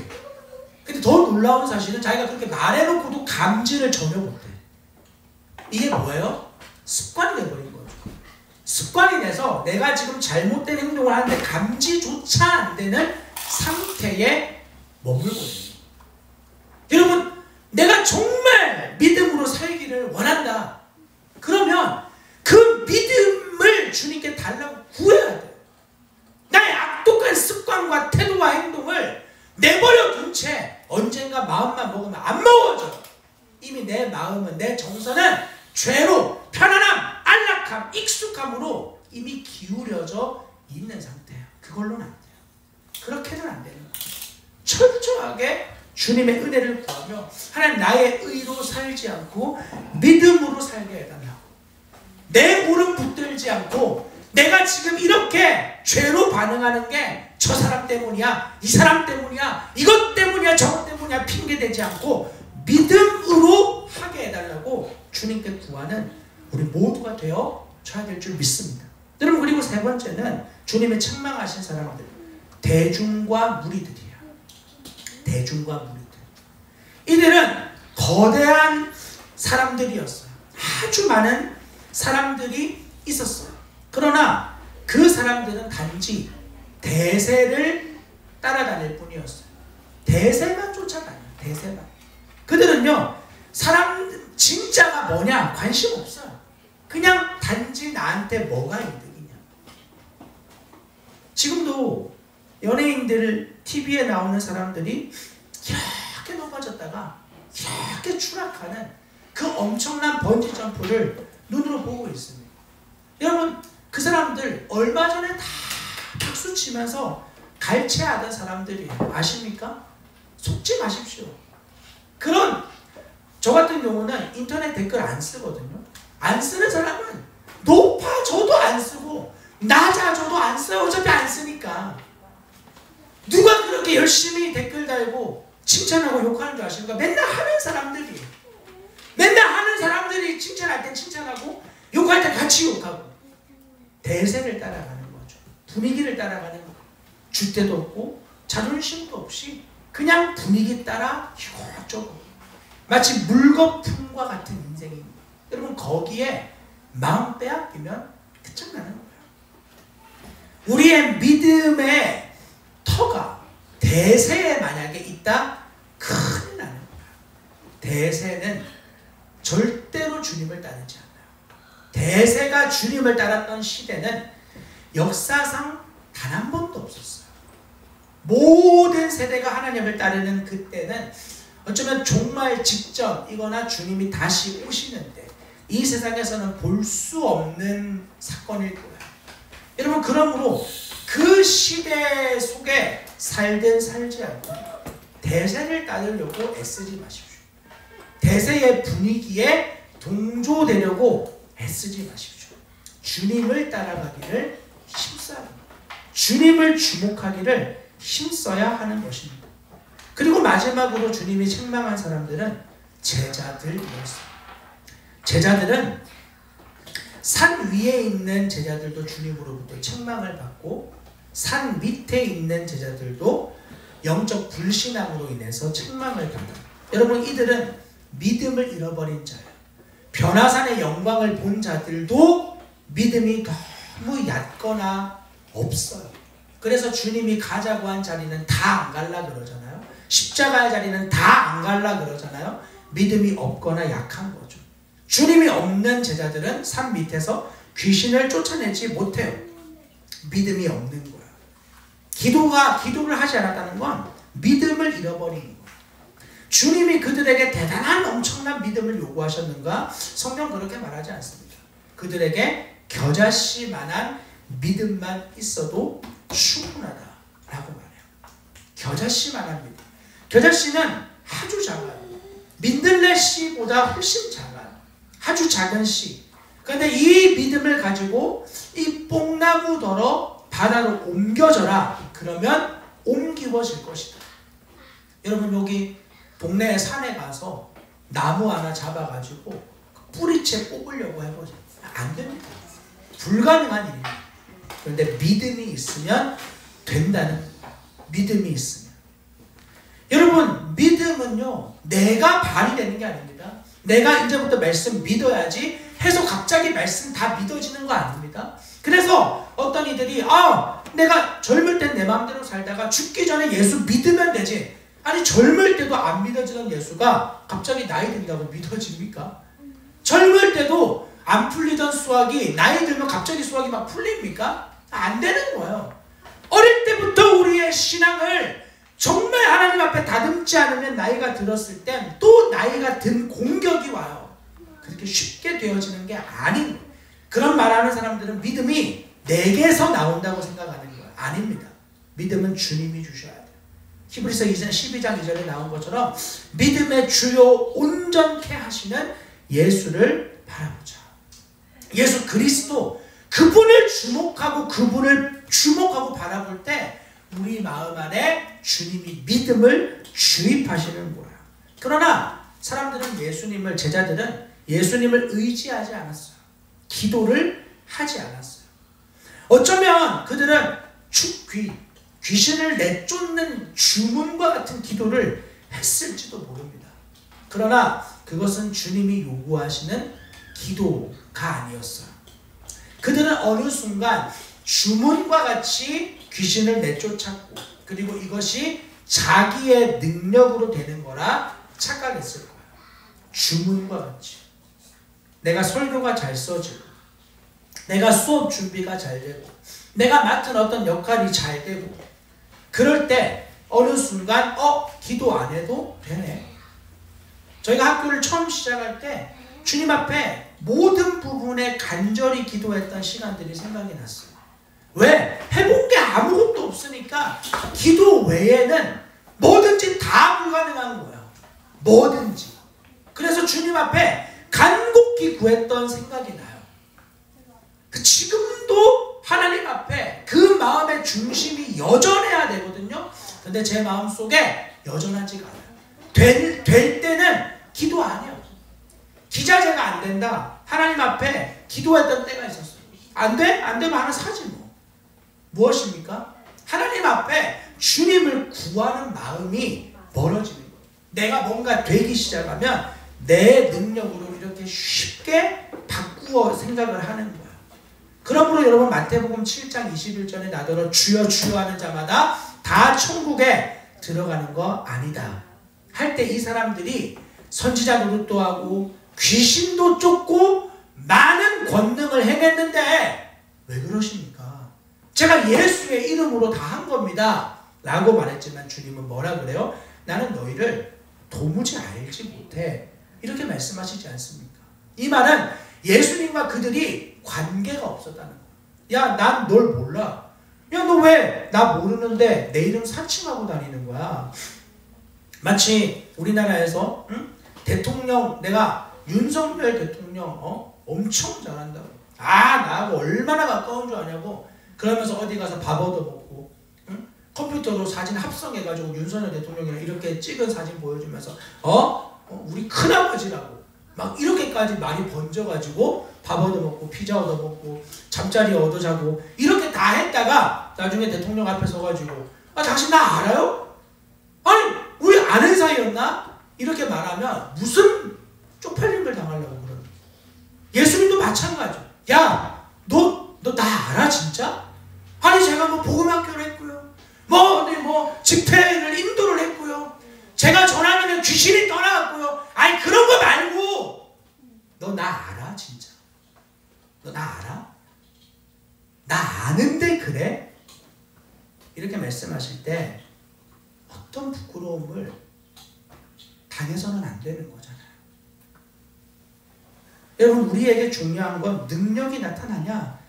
그런 게 아니에요. 그런 능력이 나타나지만 예수님과 아무 상관없는 사람일 수 있는 거예요. 현상이 중요한 게 아니에요. 현상이 아니라 우리 주님이 주시는 믿음이 내 안에 있느냐. 이걸 분별하지 못하면 항상 현상을 따라다니던 대중들처럼 현상을 보고 저게 귀신 들려서 그런 거다 하고 비판했던 종교 지도자들처럼 늘 잘못된 초점을 가지고 주님을 따라가게 되는 거예요. 여러분 그건 우리에게 중요한 것이 아닙니다. 제자들은 믿음의 본질이 결여된 자들이었어요. 모두가 주님으로부터 책망을 받았어요. 그러면 주님 요구하시는 믿음은 무엇인가? 여러분 그 믿음은 주 예수 그리스도를 온전히 신뢰하는 거예요. 예수님을 온전히 신뢰하는 거예요. 이게 바로 예수님과 올바른 관계 안에 있는 사람이에요. 예수님을 온전히 신뢰하는 주님과 바른 관계에 있으면은요, 그 주님의 모든 허락하심을 신뢰하게 돼요. 여러분 신뢰하는 것을 오해하지 마십시오. 신뢰는 다 괜찮다 하는 거 아니에요. 잘못된 행동에 대해서 집에 강도가 들었는데 칼을 들었는데 괜찮아. 우리 다 찔러 죽여요. 그것을 믿음이라고 착각하지 마십시오. 그런 게 아닙니다.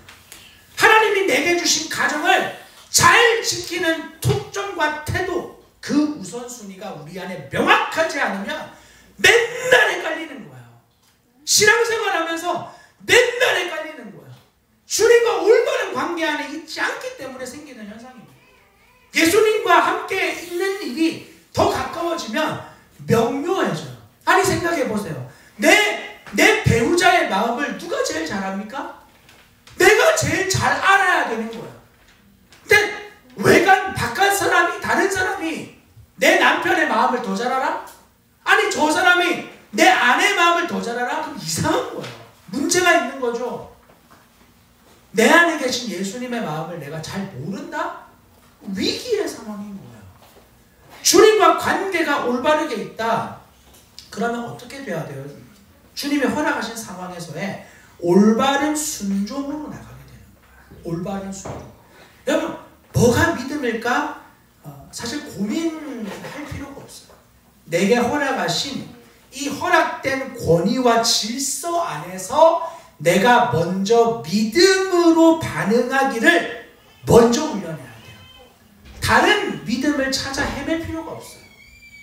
아내는 아내로서의 부르심을 굳건하게 하고, 남편은 남편으로서의 부르심을 굳건하게 하며, 가정으로 부르신 주님의 이 공동체를 하나님 기뻐하시는 수준으로 만들어가기를 힘쓰며, 주님이 부르신 교회 공동체 안에서의 역할을 건강하게 행하기를 힘쓰며, 그리고 이런 것들이 잘 돌아갈 때 주님이 펼쳐주시는 다른 환경에서의 믿음의 삶을 확장시켜 나가는 거예요. 여러분, 이것이 먼저. 우리가 가정 안에서 믿음으로 굳건하게 세워지지 않은 사람을 절대 어디에서 쓸 수가 없어요. 그 밑에서 어떻게 써요? 그렇지 않습니까? 여러분, 우리의 부르심을 우리가 주님 안에 건강하게 있다, 다른 걸로 확인되는 거 아니고요. 남편과 아내의 사이에서 어떻게 살아가고 있습니까? 부모와 자녀의 관계에서 어떻게 반응하고 있습니까? 여러분, 이게 온전하게 세워지지 않으면 다른 걸 대단하게 한다 할지라도 저는 그런 사람을 믿음 있는 사람이라고 보기는 어려워요. 믿음이 약화되어졌거나 믿음이 거의 없는 사람, 우선순위가 뒤바뀐 사람.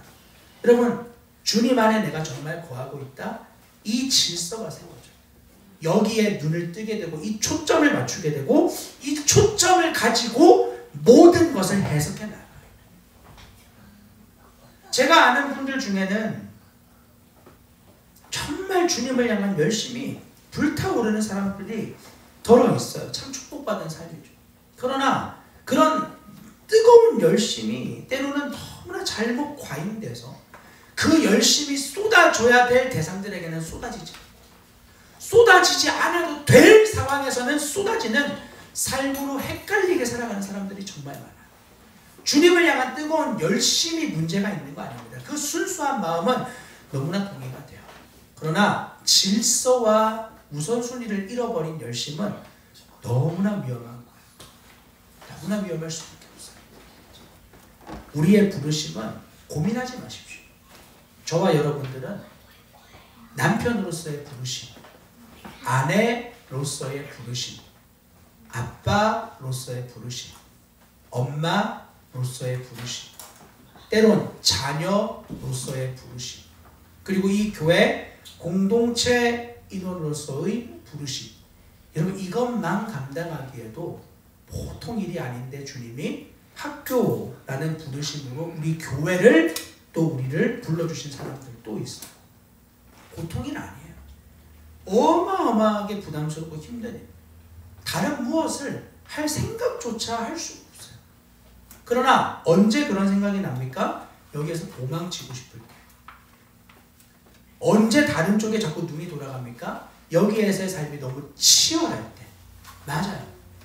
그런 도망치는 유리 거룩으로는 하나님의 나라를 이룰 수가 없습니다. 그걸로는 불가능합니다. 주님과의 관계가 더욱 깊어지기를 원하시지 않습니까? 이미 말씀하신 그 자리에서부터 하나님의 말씀이 온전히 순종되기를 힘써야 됩니다. 안식일을 기억하여 거룩하게 지켜야 됩니다. 엿새 동안은 힘써 모든 일을 행하여야 합니다. 대충이 아니라 힘써입니다. 주님이 말씀하셨어요. 새 계명을 주노니 서로 사랑하라. 예, 주님의 계명이에요. 혼자만 사랑해가지고는 인간은 무너지게 되어 있습니다. 절대로 안 됩니다. 서로 사랑해야 돼요. 서로 사랑하는 자리로 나아가야 돼요. 여러분, 이런 계명들을 내 힘으로 이 말씀을 지키며 산다고요? 어림도 없죠. 말씀을 결론 맺습니다. 여러분, 믿음과 지혜를 후히 주시고 꾸짖지 않는 하나님께 구하십시다. 그리하면 너희에게 주시리라. 이 약속을 굳건하게 붙들고 하나님, 믿음을 주십시오. 하나님, 이 믿음을 감당할 수 있는 힘을 주십시오. 이 확신 속에서 우리의 허락되어진 치열한 환경을 주님 안에서 온전하게 감당하며 정말 우리의 보잘것없는 존재를 정금같이 빚어내시는 치열한 상황을 통해서 정말 우리에게 주신 믿음이 바르게 세워지는 은혜를 경험하는 주의 백성 우리 모두가 되시기를 주님의 이름으로 간절히 축원합니다. 기도하겠습니다. 여러분, 우리 함께 좀 같이 기도합시다.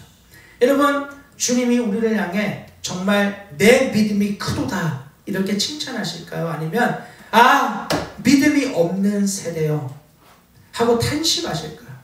여러분, 우리의 믿음의 수준을 다시 한번 주님 앞에 직면하며 하나님, 상황 피하고 환경 피하고 문제 피하고 적당한 수준의 거룩을 살고 싶은 우리의 이 안일함을 벗어나 정말 하나님 수준의 거룩을 살아내기 위해 열망하는 주님 백성 될 수 있게 도와주시옵소서. 무엇이 믿음이냐 고민하지 않고 오늘 나의 부름받은 자리에서 주님이 우리에게 주신 계명들을 힘써 지켜 행하기를 살아내는 주님 백성 될 수 있게 은혜를 더하여 주시옵소서. 우리 주님의 은혜를 구하며 우리의 삶의 치열한 순간들을 주님께 맡겨드리며 기도로 나아가도록 하겠습니다. 기도합시다. 하나님 감사합니다. 주님, 오늘 우리에게 다시 한번 말씀하여 주신 주님 감사합니다.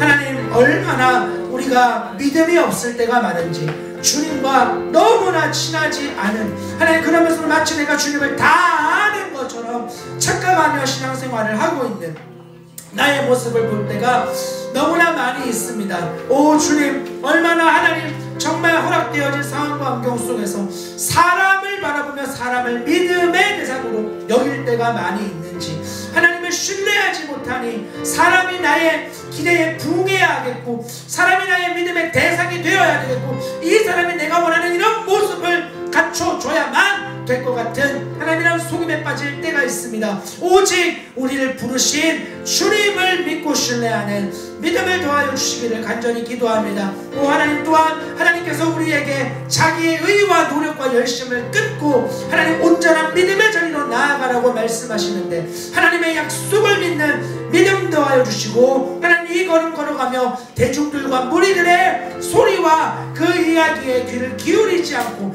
주님의 진리만 따라가는 우리 모두가 되게 도와 주시옵소서. 하나님, 믿음을 잃어버린 제자들과 같이 반응하는 것이 아니라 능력의 주권자 되신 믿음의 주인이신 예수 그리스도를 온전히 바라보며 주님의 마음을 더 깊이 아는 우리 모두가 되어지게 하나님 역사하여 주시옵소서.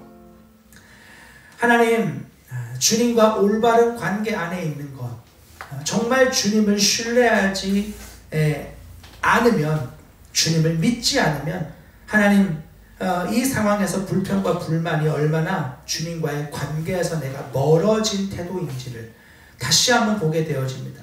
그래서 이 상황에 직면하기 싫어 이곳 저곳 기웃거리며 살아가지만 하나님, 결국 삶의 자리에 돌아오면 여전히 쳇바퀴 돌아가는 인생과 같이 좌절과 절망밖에 되지 않는 이 자리에서 하나님의 거룩한 은혜가 임하여 주님, 바로 내가 있는 그곳이 하나님의 영광이 나타나는 주님의 지성소와 같이 되어지는 하나님, 그런 영광을 경험하는 주의 백성 우리 모두가 되기를 간절히 소망합니다. 하나님, 이것저것 헷갈리는 거 아니라 먼저 내게 허락하신 삶의 자리에서, 우리에게 허락하신 공동체 안에서 주의 말씀이 결론이 되어지고 주님 말씀을 생명같이 여기며 살아가는 우리 모두가 될 수 있게 은혜를 더하여 주시옵소서. 하나님, 내 힘으로 살아낼 수 없습니다. 내 결심으로 되는 일이 아닙니다. 내 마음은 언제나 하나님을 반역할 수밖에 없습니다. 주님, 그러므로 우리 모든 지혜와 믿음을 주시는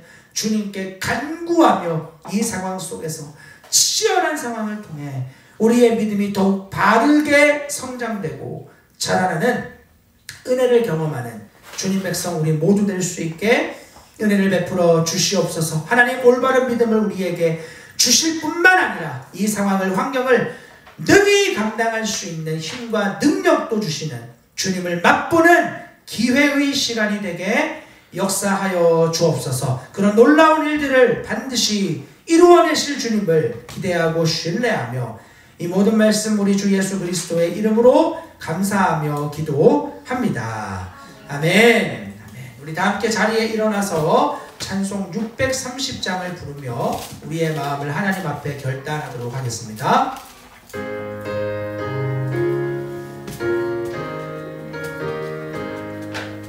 진리와 생명 되신 주 이 몸을 바치옵니다. 믿음과 소망 사랑에 한 마음 되게 하소서. 아멘. 들으신 예물을 위해서 다시 한번 기도하겠습니다. 하나님, 우리의 삶의 치열한 순간들을 힘써 믿음으로 감당하고 얻어진 아름다운 소선을 주님께 가지고 왔습니다. 주님, 우리의 마음이 온전히 주님께 드려지는 시간을 허락해 주심에 감사합니다.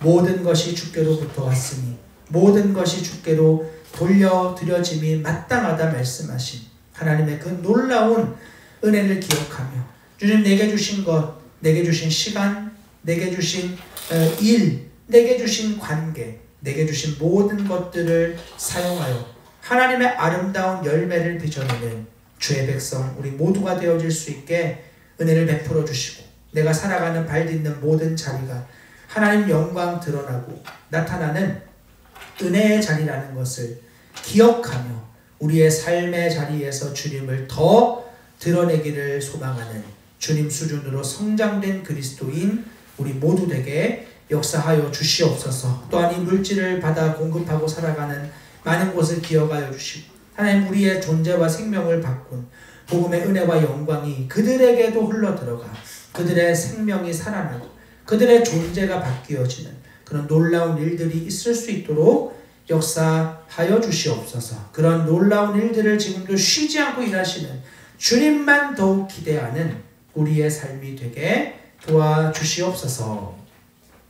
이제는 우리 주 예수 그리스도의 크신 은혜와 하나님 아버지의 무한하신 사랑과 성령의 교통하심이 오늘 이 자리에 참여한 주의 백성들, 특별히 우리에게 믿음을 후히 주시고 꾸짖지 아니하시는 주님을 신뢰하며 그 주님과 더욱 친밀하여지고 가까워지기 위해 우리의 오늘의 부르심의 자리를 힘써 믿음으로 감당하는 주의 백성들의 머리 위에와 그들의 삶의 모든 자리 가운데 이제부터 영원토록 함께 계시기를 간절히 축원하옵나이다. 아멘.